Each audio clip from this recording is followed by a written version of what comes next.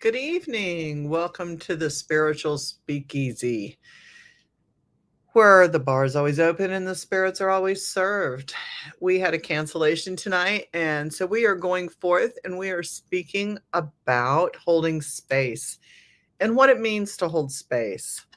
When a practitioner says that they're holding space for you, or we're going to hold space for something, or we even say like online, and I'll post things like we're holding excuse me, frog in my throat. I'm going to hold space for you. It means I'm thinking about you. I'm keeping you in my private, personal, protective bubble, if you will. And so there's certain terminology we do to get our shops ready, to get our tables ready, to meet and greet people. And there's different levels of holding space. And kind of had an interesting thing happen this afternoon while I was recouping from the black moon, the dark moon last night. Was I had somebody stop by unexpected, and it's a blessing, but it's also stressful for me because I hold space for people when they come into my house. I also hold space for my household, the people in my household, my environment in my household, like the space in that area. And so trying to keep the chaos out, the nasty entities and the negative energies out of my environment while I'm protecting those within, including the client who has stepped into my environment. When people want to share a conversation with me, they want to hold a conversation with me and talk about personal issues or personal trauma or things that are going on. Number one, it's very important that I'm not distracted, but it's very important that they're allowed to speak their truth and be themselves. When you're not able to do that, it makes it very difficult for that person to be able to open up freely without having issues communicating, or there may be attachments or energies or trauma that won't allow them to speak what it is they need to speak. And so from my point of view, holding space is always something sacred to do. So I'm an appointment only person. Uh, I don't have a shop that you can just like walk into and buy stuff. I'm by appointment only, and I do consultations on my own time, like when I schedule people, because that way I can, have my area cleaned and nothing in my area and nothing on me is going to bother you, and vice versa. So that's kind of what holding space is. It's a sacred, clean time, clean area, thoughts, keeping you in thoughts and prayers, if you will. Some people don't like the word prayer.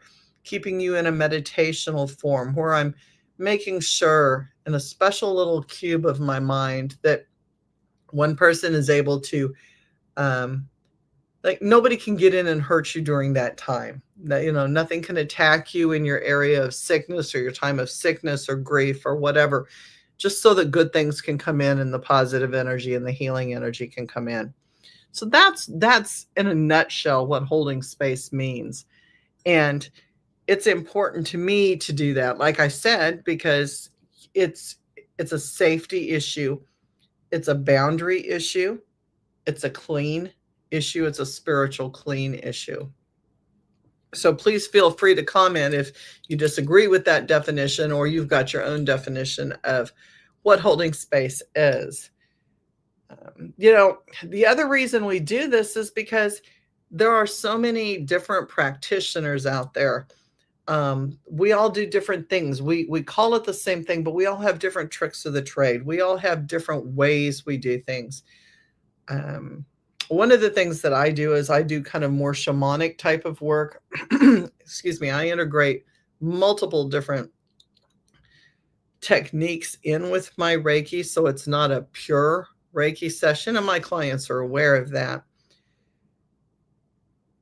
When you have shops that are in competition with each other, when you have witches that are in competition with each other, when you have paranormal or just chaotic situations going on amongst people, human nature is to wish other people harm or to wish other people not such good things. And so holding space also keeps that area clean so that your drama when you come in my place isn't going to affect me, but my drama isn't going to affect you. And it's really important to keep that all separated out.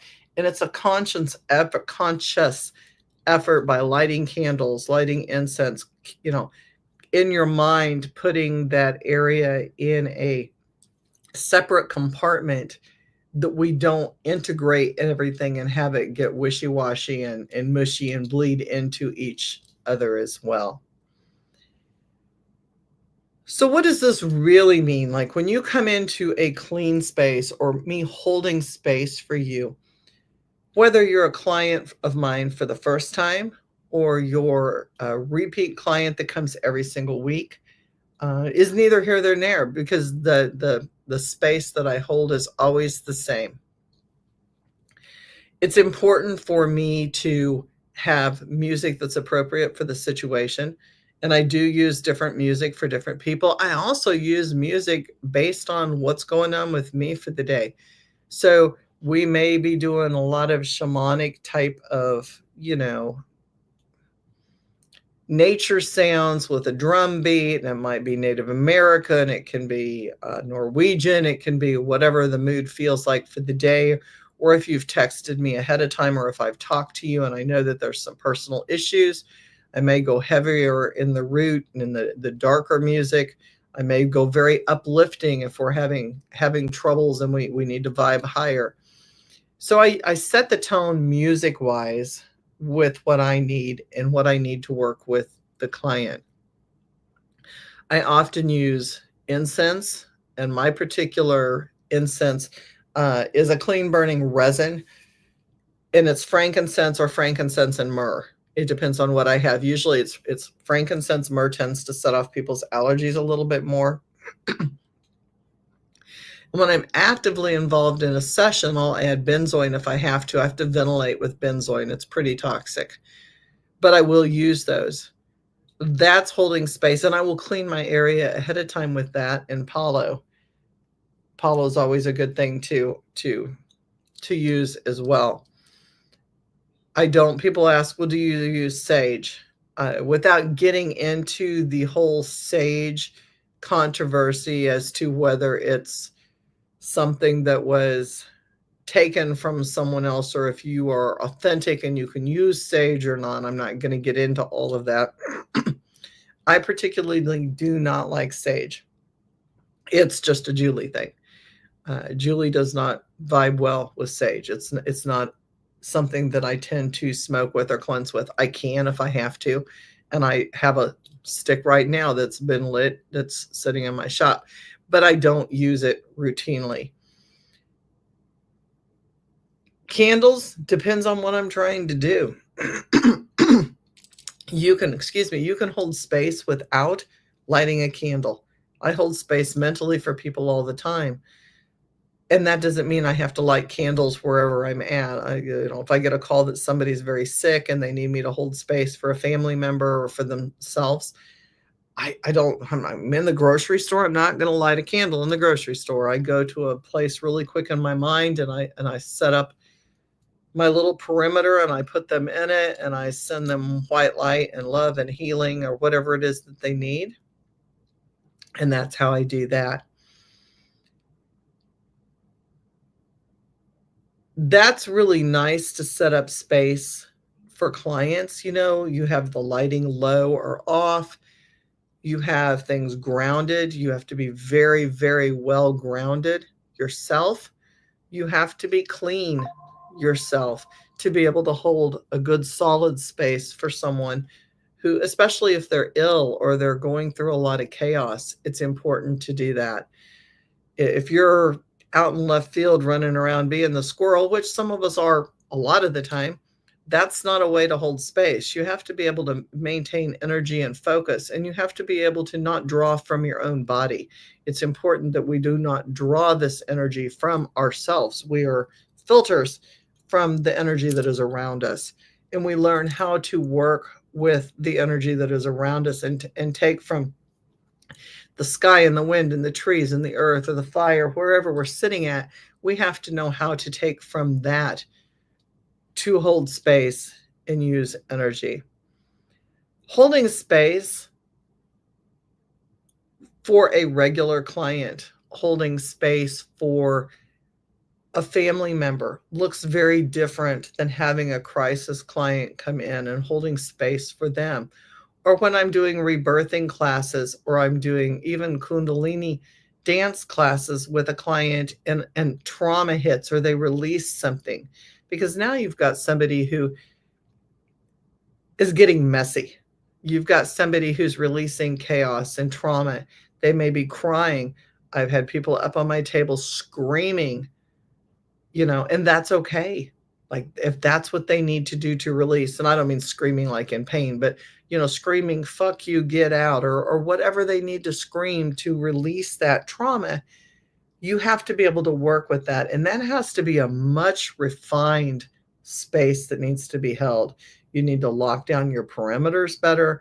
You need to be there to catch that energy and filter it and allow them to have to feel safe, help them to breathe, be the ground, not the storm, not the force that comes in with the storm. But that's when you have to switch gears and take a breath yourself. You can escalate a situation so quickly if the person is already in trauma, they're in fight or flight, and they're having troubles with that. So, being that ground, being that earth, being the root of the tree that stabilizes where they're at is so very important. And also understanding, energy laws, and the negative feeds negative. So if you react with anger, fear, excitement, you are feeding that negativity in a very strong way. Excuse me.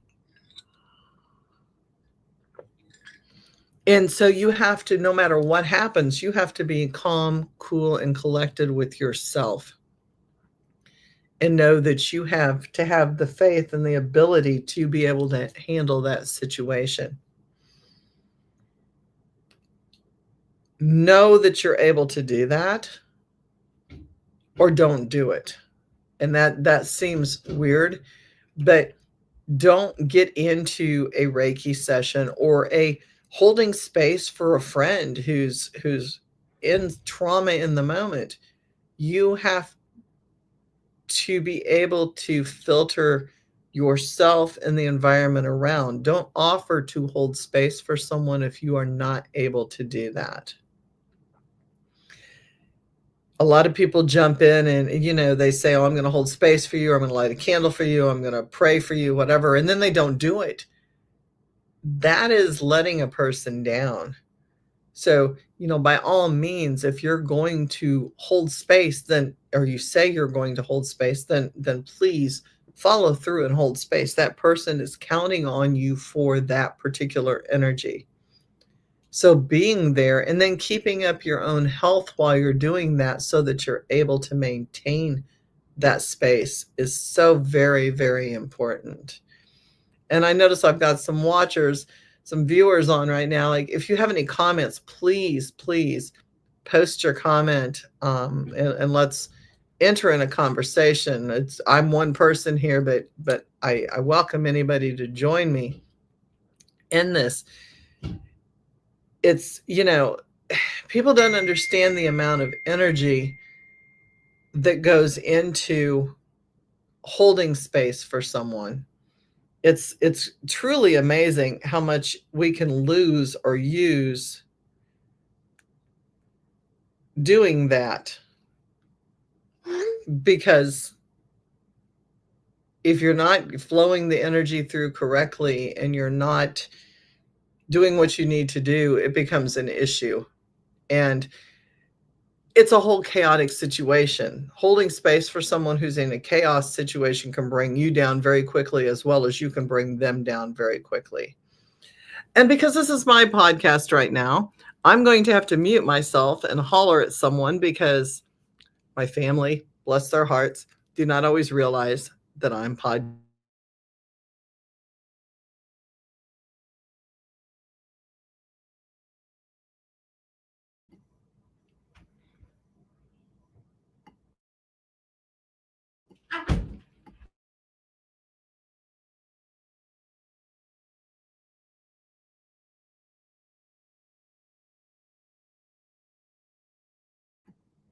And raising a 12-year-old grandchild is sometimes frustrating. So anyway, I had to tell him to ride his bike home. See, holding space. I will hold space for him while he rides his bike home. So we've talked about holding space and what it means to hold space and what it looks like with different things, like, setting up for a client versus holding space, or just having a friend call and say, hey, my mom's sick, can you hold space? Breathing helps me hold space. So I have to anchor myself before I can hold space for someone else. I have to make sure that I am in a position to be able to hold space. What that looks like for me is being able to sit with myself for a minute in quiet. I may close my eyes. Going outside if there's a lot of chaos going on inside. I have 4 pets. Sometimes it gets a little ridiculous. TV's going, so I may take a step outside if I say I'm going to hold space for you. Sometimes I just close my eyes and I'll feel my heartbeat, and I breathe with my heartbeat, and I'll feel my heart beat so many breaths up. I'll hold it, and then I'll release it. And that helps me figure out where my heart's at, because you get a phone call or you've got a client coming that's going to be a rough workout. You have to make sure, like I said, you have to make sure you're grounded. So knowing where your heart rate is at and being aware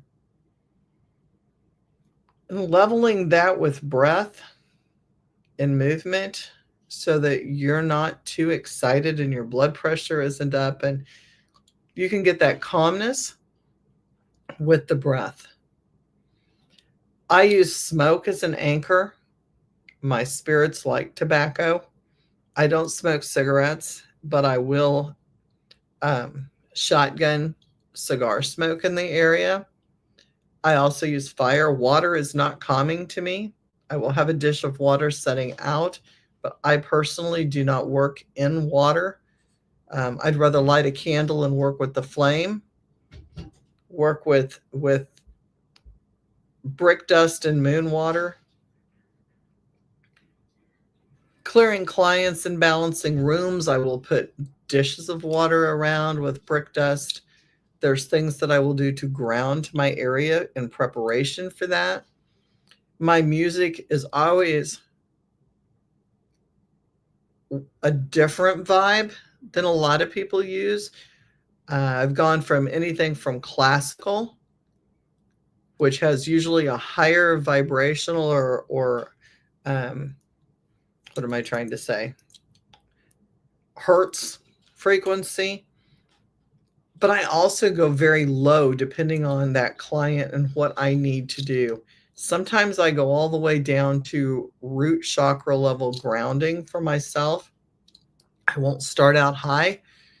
High is too high of a bounce for me sometimes. So I will start out with very tribal, very earthy music, as well as going outside. Those two together really work well for me.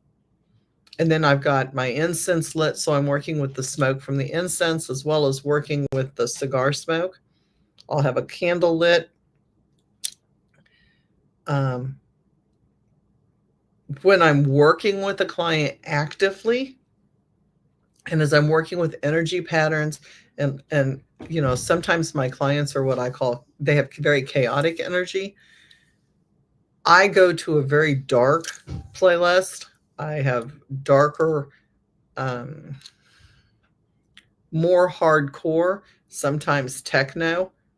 And if I'm not using that to draw out really dark things, I'm just leveling, I will do the shamanic type of music. It just kind of all depends, but I base my playlists on the clients that I have coming.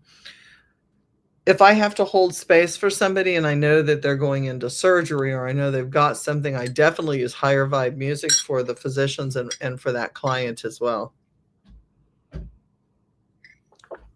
What I use for my shop or my table, a lot of times will be, especially if I'm doing an extraction, I have a playlist that rides high, dips very, very low, and the low is very bass and kind of what I would call hardcore. And then I pull them back up with more uplifting, and so that the vibrational pull goes to a higher, when they leave at a higher frequency. But I'm not afraid to do the dip down low to pull, because a lot of the things that I pull off of people vibe very, very low. And so I meet them at that level rather than trying to raise something that vibes low high, if that makes sense. It's just easier for me to meet them. I wouldn't recommend, unless you're ready to work with that kind of vibe, don't do that. But that's how I do the things. Boundaries. Boundaries are really important. Boundaries for everything. Boundaries between yourself and other shops, boundaries between you and other practitioners, boundaries within fields. I have boundaries up between metaphysical work that I do with paranormal work that I do. I try not to let the paranormal work that I do cross over into a cleansing of a client, except for when I know that something is going to be there, and then I might go to more the paranormal side. It's important when working with other practitioners and you're holding space for clients or family that you set clear boundaries with those practitioners too. A lot of times we refer patients or clients back and forth to each other depending on what the needs are. And it's really important to know what your limitations are. And if it's not within the scope of what you're doing or what you're capable of doing, to be able to say, that's not what I work with. I'm not going to take on something that is above and beyond what I'm able to work with. And I have run across a lot of practitioners that think that they want to work in the areas that I work in, and they don't have the capabilities. They're very love and light, and I'm not saying there's anything wrong with being love and light. I'm not making a judgment there at all. But if you're love and light, you're not going to work with lower level things in demonics. And don't try to take on somebody and make it love and light if it's not a love and light thing you're dealing with. Please feel free to refer those people on to someone who can handle that. I joke and say I don't take glitter bombs. I have taken a few glitter bombs. People who are like all glitzy and their, rose-colored glasses and everything's very happy. It's ended okay. It's been okay. But it's harder to vibe down than it is to vibe up if you're not used to that energy. And it causes trauma within the practitioner too, because they don't know what to do with the people that come in that have things attached to them that are lower vibrational. If that makes any sense. Let me know if that doesn't make sense in the comments, and I'll answer to that too.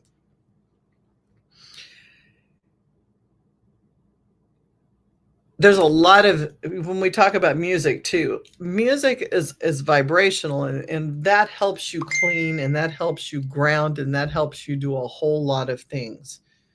And so having access to playlists that are all different types, so that if somebody walks in, you can get the music on very quickly, that's going to really be helpful. So don't wait until the client's walking in the door to do the playlist. That's not the time to be doing a playlist and trying to figure out what it is you're supposed to be doing. That's not the time at all. Hang on. I'm like one person here trying to answer comments on my phone and the screen, and it's not working really well.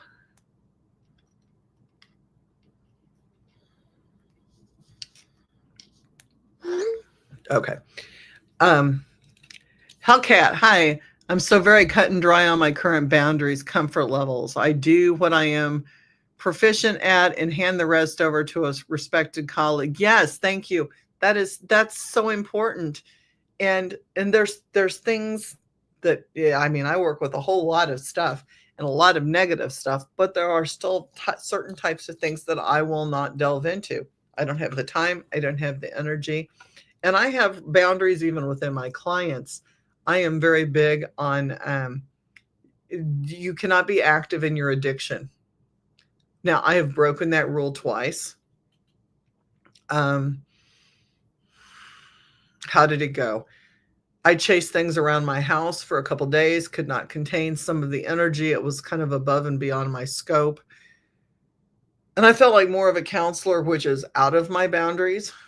It didn't go well for me. I think it went okay for the person that I was working with, but it's scary to me to have to be where I'm not comfortable.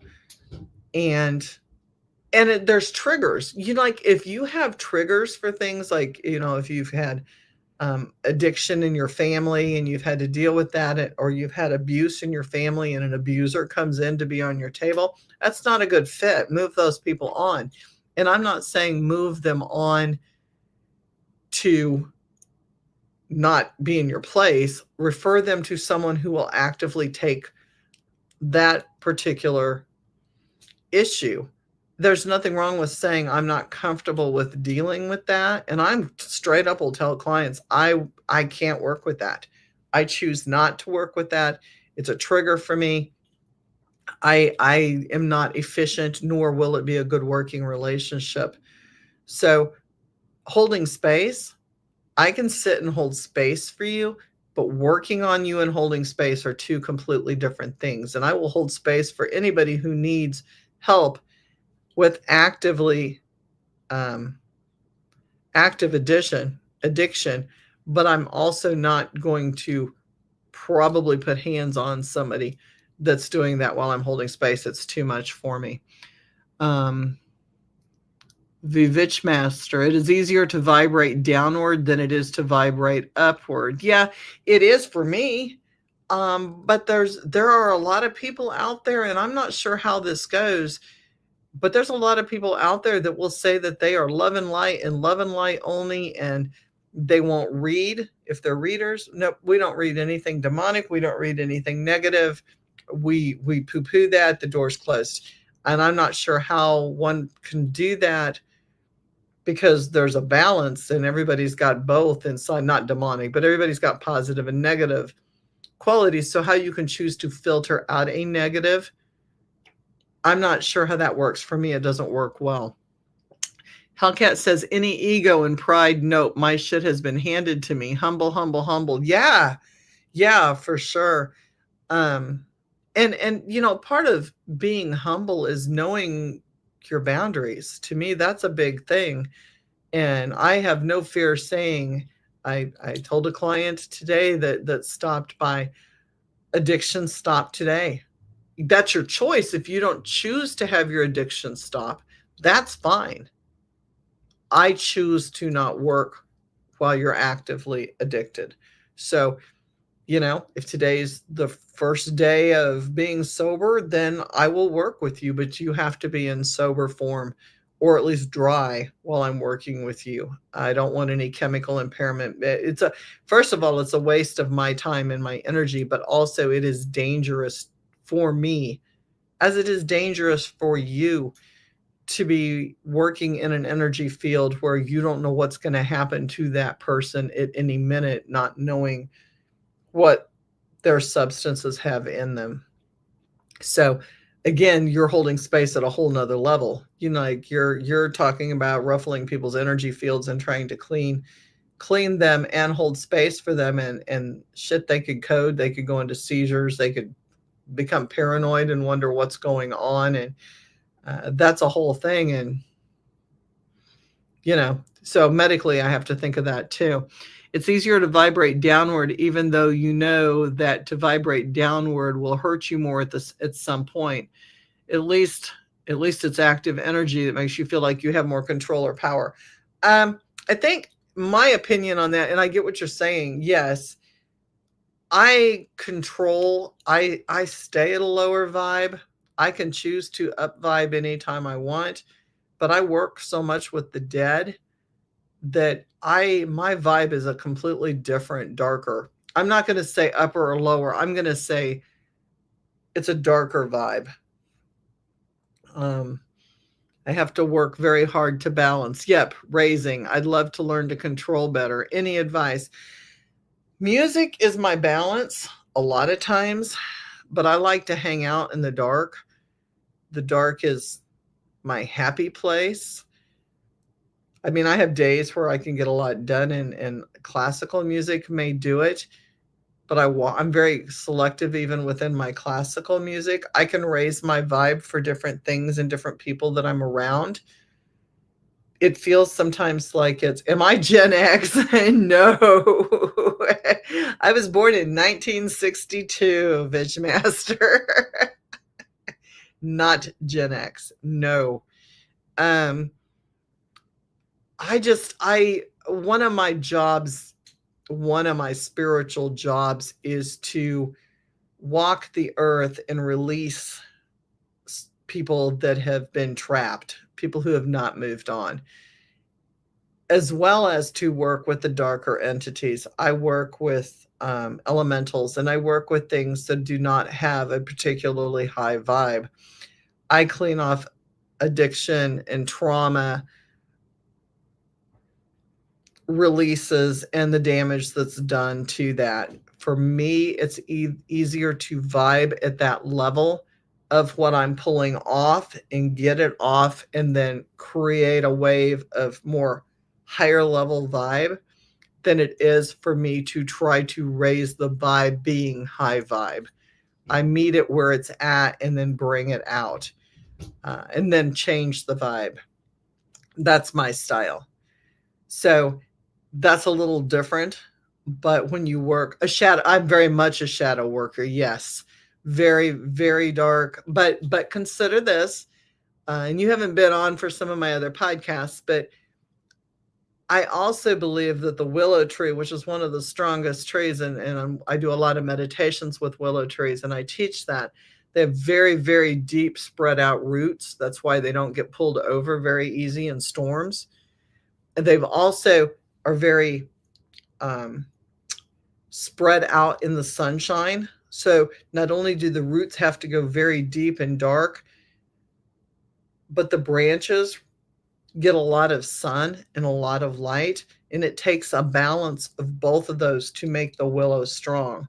So if I come in as the roots and I bring you up to the sunshine, then we have a good balance. And so I work with that balance of as above, so below. And I see it as a balance. So hanging out in the dark or hanging out in darker places, I spend a lot of time there, but I also make sure that I come up for air and I come up for sunshine. And I do a lot of grounding work. I do a lot of salt work. There's a lot of things. There's a lot of essential oils that I do to vibe at a higher level and stay clean as well. But when I hold space in a totally different way than a lot of other people do. Music is my balance, and I use music to get me to drop fast, and I can drop as low as I need to go. I can also come up as high as I need to if I've got a good playlist. And I make sure that I do that. We were talking about the psychedelic use and going into ceremonies and things like that last night. Some of us that had gotten together, and one of the things I said is, to me, your playlist makes your trip. If you don't have a good playlist, you're screwed, because your mind will go any place. Like, I mean, I know there's young ones out there that, they can watch Ren and Stimpy and be higher than a kite, and that's great, but that's not a spiritual. There's nothing spiritual about Ren and Stimpy, although I do love that. It says you swim in the darkness to heal the dark trauma, but do you remain there after the healing is done and sleep in the abyss? That's a really good question. I have been known to sleep in the abyss. I have been known to hang and play in the abyss. I hung out too long with my knee surgery and dropped way too low, and learned a very important boundary there. That was 5 months too long in the abyss. So I make sure I come back up for air and I reset, and I have different methods that I reset. I have a salt sauna. So, hey, yeah, Angie. Angie's one of my witch sisters. Yes, ma'am. I do.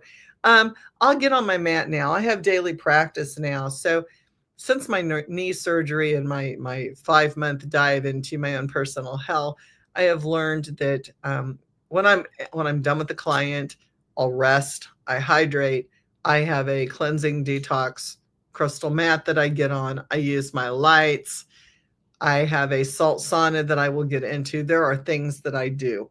So my practice is much more controlled for keeping myself up higher. And even though my music is sometimes questionable as far as which way it's vibing, it's energetic and I'm moving, which keeps a lot of my chakras open. And as long as I'm moving and I keep going, my theory is that I'm probably vibing higher than if I was laying on my couch, kind of vegetating, doing nothing. So, yeah, I like to take deep swims in the darkness, but I do come up. I allow myself time too now in between. Like, I only do a client a day. Very rarely will I do 2 clients in one day. Angie has a whole different schedule, my friend Angie, who's on. This is her livelihood. This is not my livelihood. This is not why I do what I do. So, and if I'm doing investigations, I don't do clients the weekends that I'm doing investigations. Like I don't mix the two at all. I have to be completely rested from a paranormal investigation to hold space for clients. Angie says those are several things I do as well after extracting intense energies. Yeah, you have to. And I will not tell somebody, hey, I'll hold space for you if I don't have you. I mean, if it's 3 o'clock in the morning and I'm doing an investigation still and somebody's in crisis, I'll get you in the morning. Like I will start holding space for you in the morning. And, I think Angie and I have had this conversation too. I'm picking on her because she's like, and Bitch Master, I've got a lot of good comments coming on. Keep them coming. If she called me once when I was at a facility and I'm like, oh my gosh, this is crazy. I talked to her the length of time that we needed to talk. And I said, I'll get you in the morning. Like I got you, but it's going to be in the morning. Like I'm real cautious if I can't put energy out. It's like putting 6 fires out with a fire extinguisher, that's a kitchen fire extinguisher. It's going to spew and then you're going to be done and you're not going to be able to continue to hold space and do the things that you do. So I don't overuse, overexert my energy either. I'm very cautious of those things. That's really important. So that's boundaries too. Like think about your boundaries for yourself to protect yourself. Think about your boundaries when you're working with other people. Angie and I, when we work together to clean people, she's always reminding me, quit playing with it, get it out, throw it out, get it out. Because I tend to hang on to things for a while.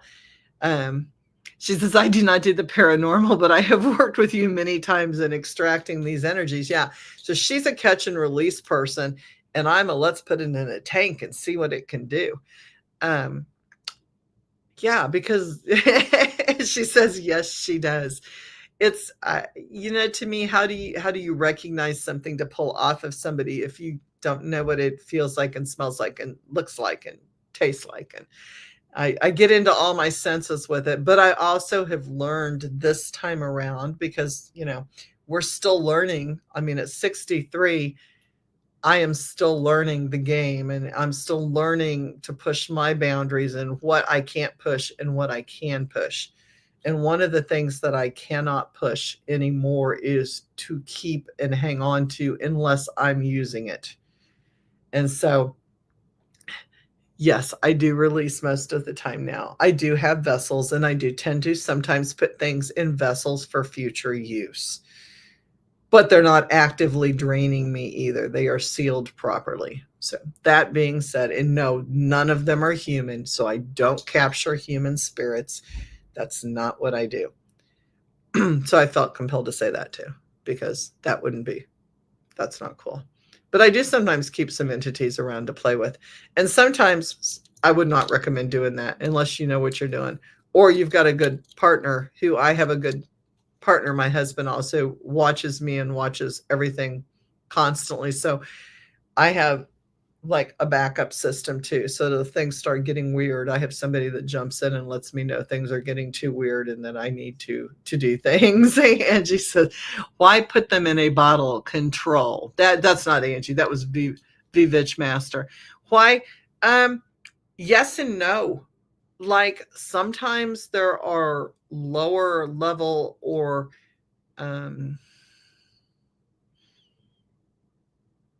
how do I want to word this? Sometimes there are things that come through that can be used and don't mind being used. And so I don't force things into vessels. Sometimes contracts can be made, sometimes there's learning opportunities, and truthfully, if I'm going to destruct that negative energy and take it into something else, it might choose to stay and help someone else rather than being changed into something else. If I bottle it and I keep it fed and I take care of it, I can put it on a leash and use it. It's very much a voodoo or a hoodoo type of thing scenario. And I do tend to do things like that. Now, does that mean I have hundreds of them? No, we're talking a select few. Angie says there are times when we need to do that. If you're sitting in a convention center with 200 vendors and, you know, you got 200 vendors and somebody sat down in crisis and you pulled something off of somebody, damn straight I'm going to put it in a jar.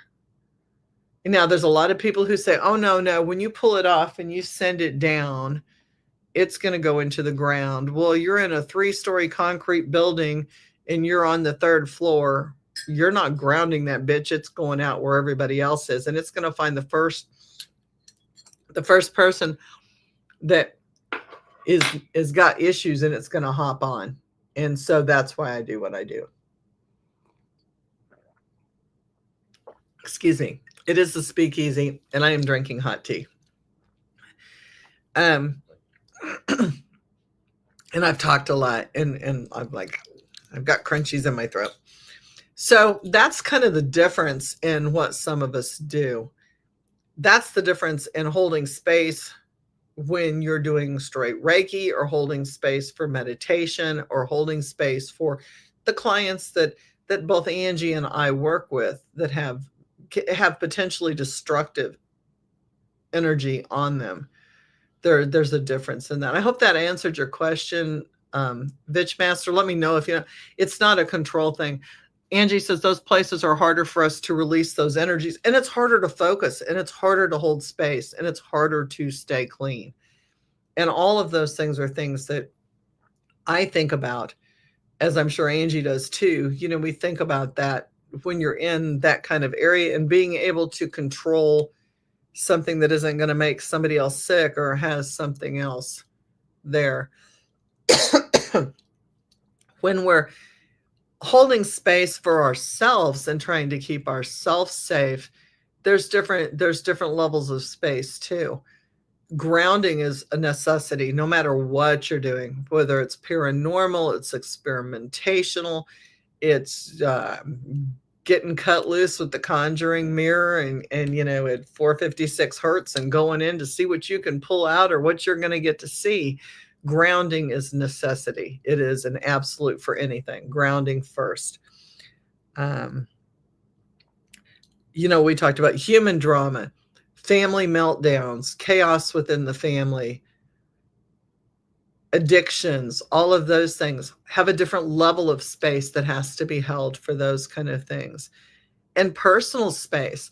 If I'm completely drained, like today was one of those days that I am completely fucked up, wiped out.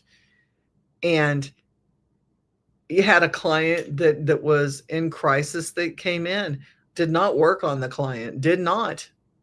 That's not really what they wanted to happen. They wanted me to work on them. Instead, I consulted, actually stretched out across my mat while I was talking to them because I was exhausted. And so, can I ground myself at that time? I don't have a lot of energy to ground myself. So I had my mat and I just stretched out across my grounding mat while I was talking to him. That way I didn't even have to worry about that. Angie says, because those things can and will jump to others in order to sustain their own vitality. Yeah, they will. They're opportunists. Negative vibration to me is a very much an opportunist. And yeah, you have to put yourself first. Think of the oxygen mask on the plane going down. How do you stay clean swimming in all that darkness? I observe. When I'm sitting in darkness, I have boundaries even within my darkness. I have spirit guides that are fucking amazing.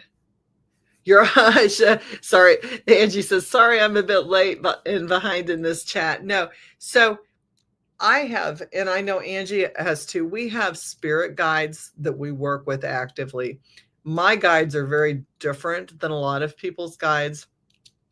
They will filter part of the time what needs to be filtered. Now, does that mean that I'm not going to get strange conversations at 3 a.m. in my head? Apparently, I do, because I do talk in my sleep. I do see things and things are presented to me, but they usually are what I would call benign. I go through ceremonies with people and I go through, Angie says, yes, you do.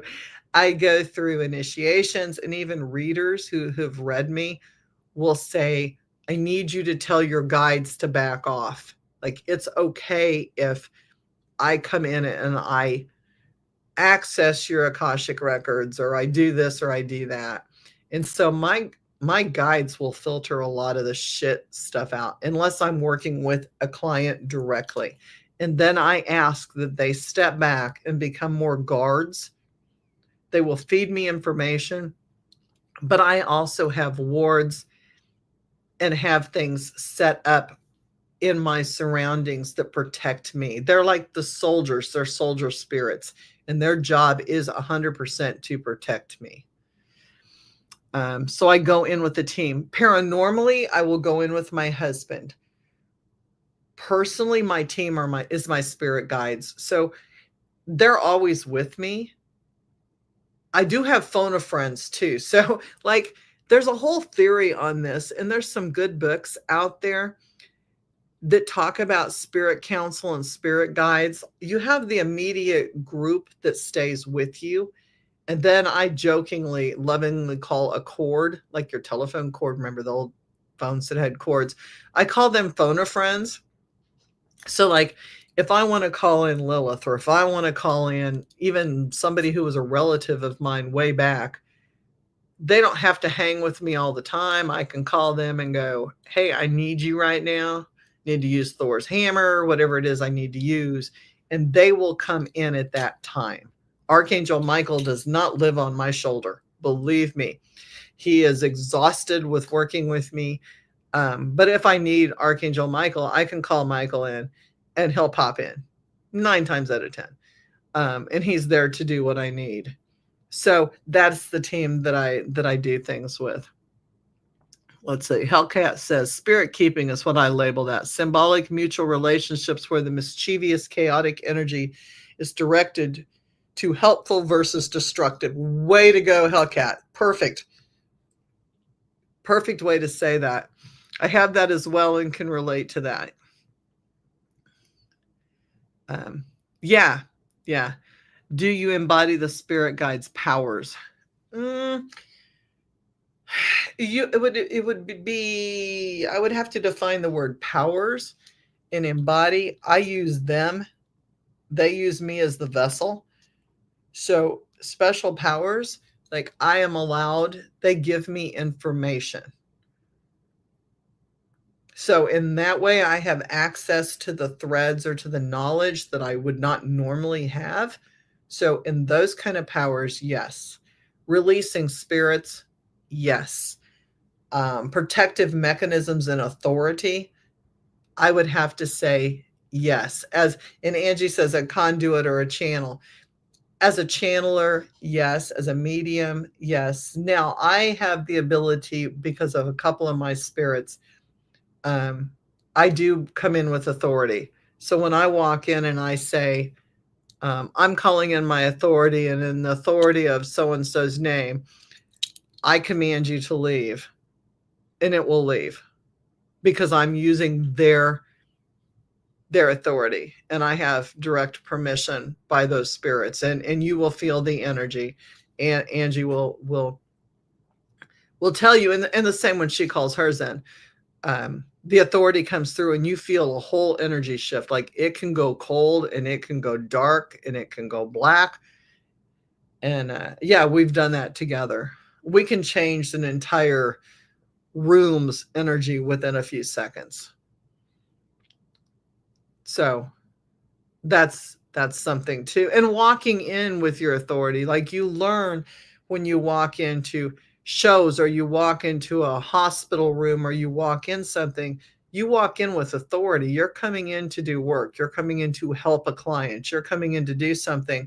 You move with authority. It's not one of those things where you walk in and you go, I'm holding space and I really hope that this works. There is no hoping that it works. This person is going to have what they need for their higher truth and their higher self, and I'm walking in with it. And that's not egotistical. That's energy. That's energy work. That's not speaking from the ego. That's knowing and having the ability to manipulate the energy around you. And that's where to me, that's where the difference begins. Angie says she agrees. Yep. So having that authority, and I've said this before on an older podcast, I think there's a guy out there,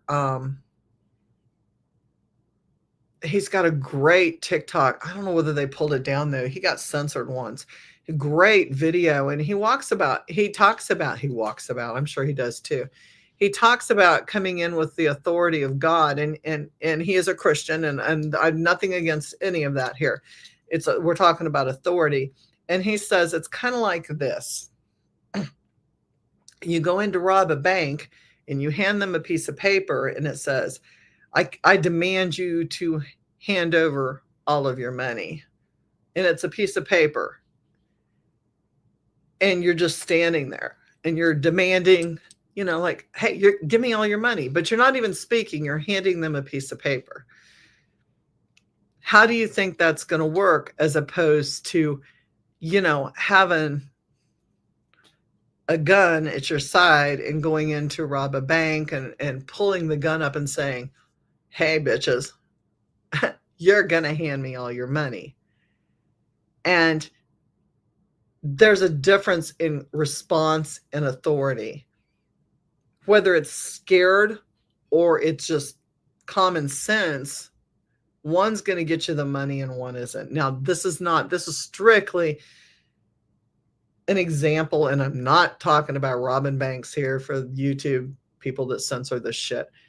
But when you walk in with the authority of your spirit, whether it be Christ, Satan, whoever you're walking with in that moment to command, you better command it with authority, because otherwise nothing has anything.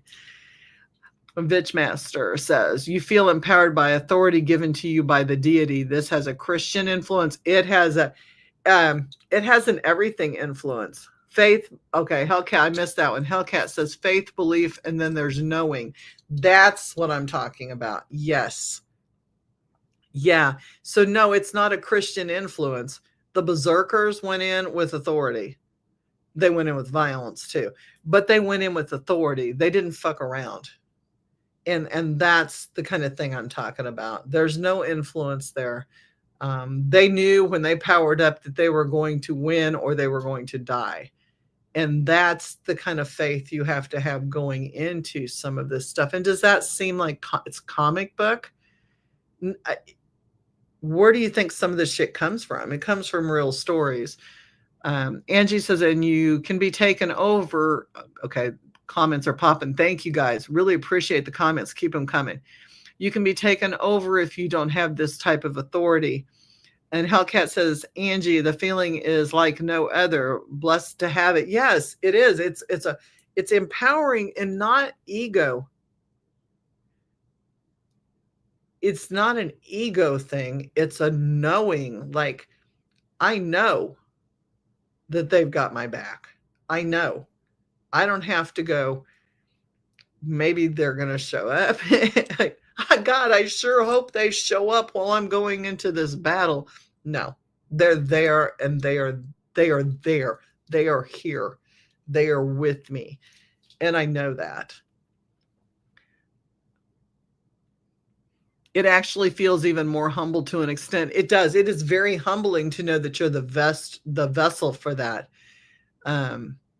Yeah, thank you, Vitchmaster. Like, I am understanding your view of what spirit is. Yeah, it's not a surrendering or I'm all powerful or anything like that. It's, they have given me, I'm the vessel. So yeah, I'm using their authority, but they're working their authority through me. And that's the thing. It's, and so I realize I'm nothing but a vessel. I am not saving anybody. I am being used by the forces and the energy and the spirit to help somebody when I'm called in. And that, it is a very humbling experience. And it's something that I don't take lightly at all. At all. It's, so when I say I'm holding space for somebody, I make sure that I'm truly holding space. It's a sacred space. And and Angie will tell you, when I light a candle and hold space, bitches better move, because shit happens and it gets cleared out. And the same when she does that. It truly is. I mean, we do that for each other. It's like I said, we're sisters. Good things happen and bad things happen when we do that kind of stuff. We clear it very, very quickly. But that's the purpose of holding space, which is what this is really all about. It's about keeping the area sacred and not letting, when somebody's down on their ass and something's happening to them or a family member, you don't have fucking time to make sure that their enemies aren't going to come forth, or they're, some relative who's a bum isn't going to steal everything from them, or, they're not going to get taken advantage of, or, you want to move on that doc or that nurse or whatever that's impaired, that shouldn't be working with them. And that's what holding space is creating an area that is safe for that person until they can get their energy back up and are able to function normally again. Because when we're down, that's when we get hit the most. And it's one hit after another hit after another hit. It is sacred and safe. Yes. Yep. And that's what we're talking about with this, is making sure that everything cleared down to the vibrational pull is where it needs to be. And yeah, when you talk about diving deep and going dark, when you're holding space, if you feel like something's going on, you got to be ready. Yeah. Which is how I don't understand, the people who function in, la, la, la, la, la, la, la. It's all love and light. It's love and light. It's love and light. There are no dark. There is no darkness. Well, darkness is all around us. Darkness is the absence of light. Because once that vibration drops, it's a domino effect. It is. It is. And so you have to catch that. Vitchmaster, you need to absorb the energy of that spirit guide battery. Yeah, man, it's quick draw sometimes. Yeah, Angie, you're right. I think they're in denial, and I think that they're afraid. I mean, that goes back to me, my opinion. Here's my little legal disclaimer. Not necessarily the views of the podcast station that I'm on, but my particular view is, I think it's the upbringing in a really heavy Christian environment, as we've been taught, anything low is satanic. I mean, these are the same people that believe that Kundalini flow because there's a serpent involved, and the serpent happens to be the spine, by the way. It's not a literal snake that's up in your body, and moving your hips and moving. They see that as sexual and perverted and satanic rather than opening up your channel, which is your spinal column, to your brain and your crown so that you can actually access the flow of energy so that you're cleaning and grounding and drawing in minute by minute. And if more people were doing that kind of movement, they would understand that there is a body flow as well as a vibration. It is all a vibrational pull. And yeah, that's just my thinking. Vitch Master, you have to go low to absorb the power of the lower, the ones weak enough. Yeah. Well, and how can your head stay cleaned if your hips and your lower spine are locked?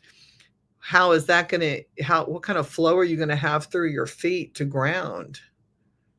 You have to think of it as a whole process. And if you're absorbing something up, the energy, is going to be stagnant. It is.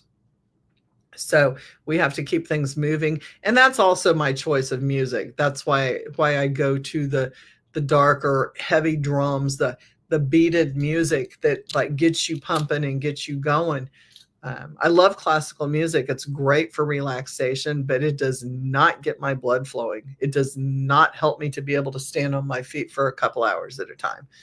So, I mean, it's great for a nap. Unfortunately, you can't nap when you're standing at the head of a table.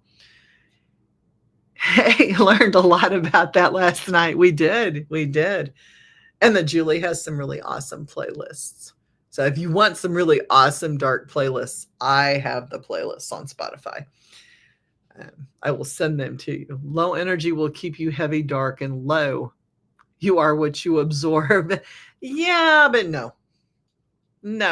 I'm going to disagree with that. Like, I absorb it, but then I bounce around, and the movement is what brings you up. Low energy will, I just read that. You are only one of two workers. I'd put myself in an extreme dire situation. Others mean well. I found you the other night and you hit hard. in a relieving, I can breathe now. You are I am. Thank you.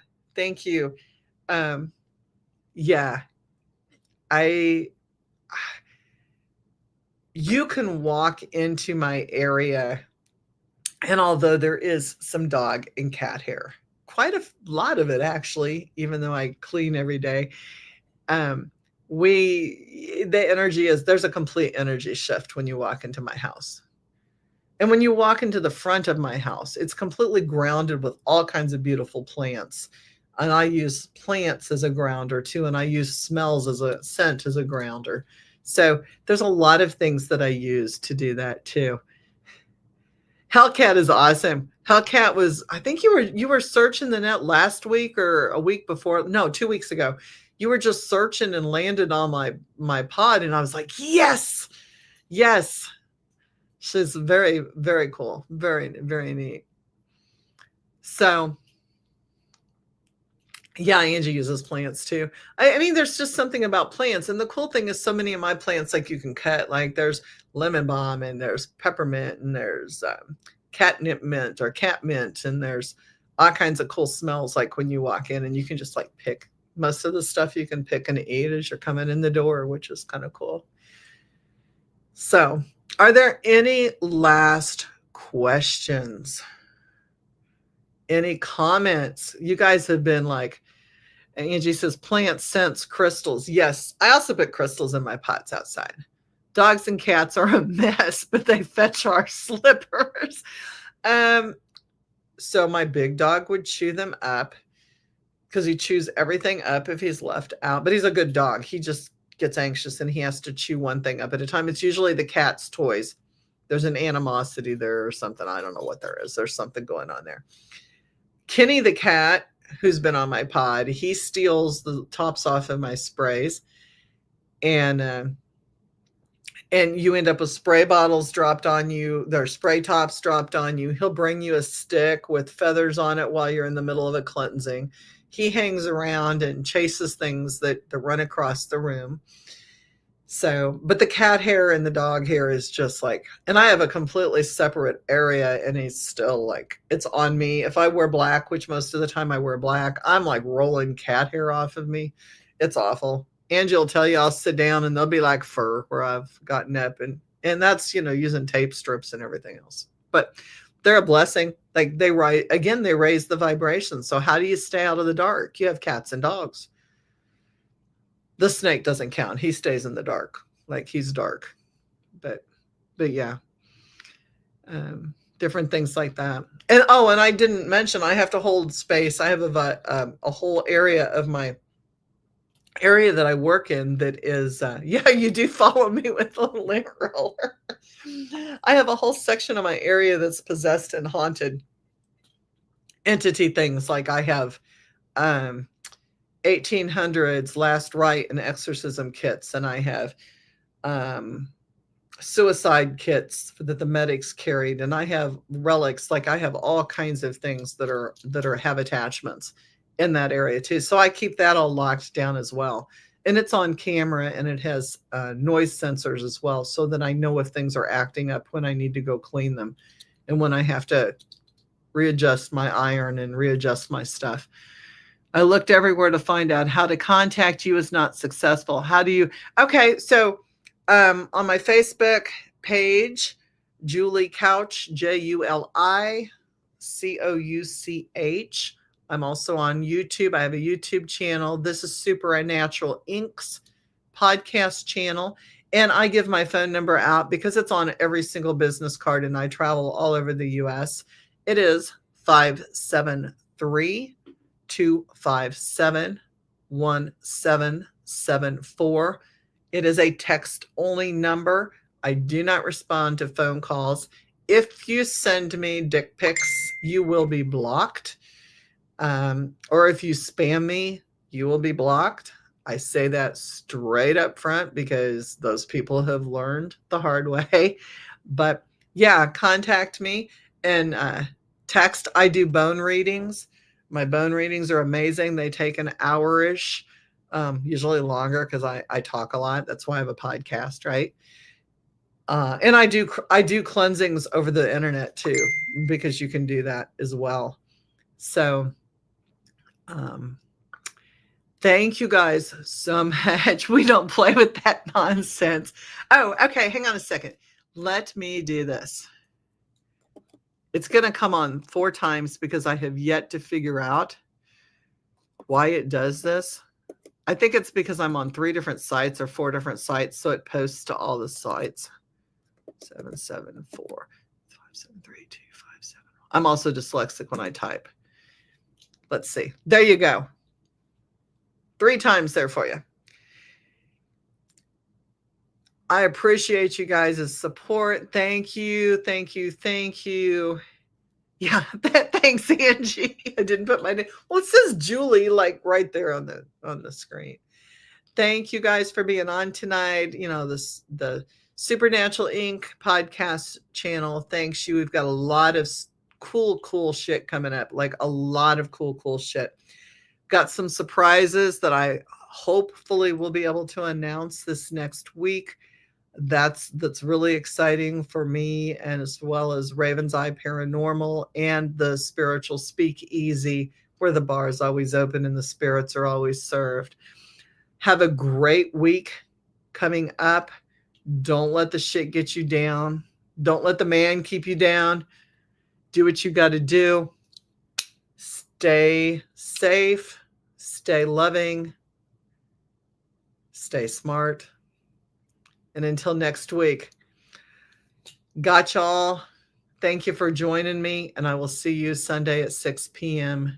next week. Thanks, guys. Love you. Bye.